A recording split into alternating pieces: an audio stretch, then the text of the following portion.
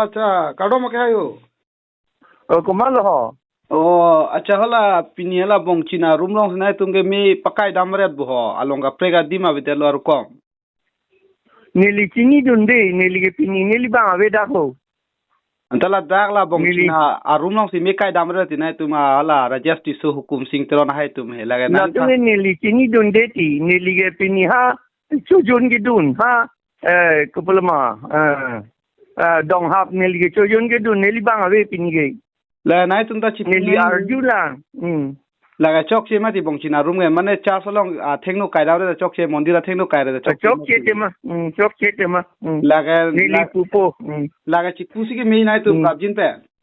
chi pupo nili ke chini ne la sola bongchina rum la ani sini tum da daksi bongchina nam pulo mati la sira da ke la sone ana dim at ke thelang mati ma ko sono di kalang lo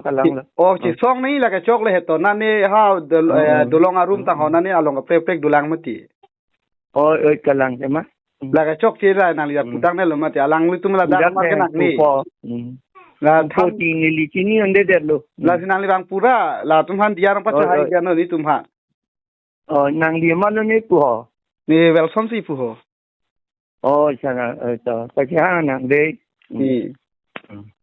thang bang ben mi sa ma sia lam la lo ti la son bong chi rum e claim ke tang ma ti la hai ga nang ni ke claim ke der nang po ni ma nang ni la yo lam ke bi nong ke la lo ta mi mi je thoro re kam ke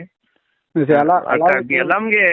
dar bi tu ma ping ke mi je thor politic ke plong lo ma ti di la hello he plong ta bar ke chok che de di chok che de la solam ko la ke claim ta amuni dum ta la ga nang li phana al june na al june chin de la sta dak bong chi na rum ke thor ke la ga chelang no dak mati ho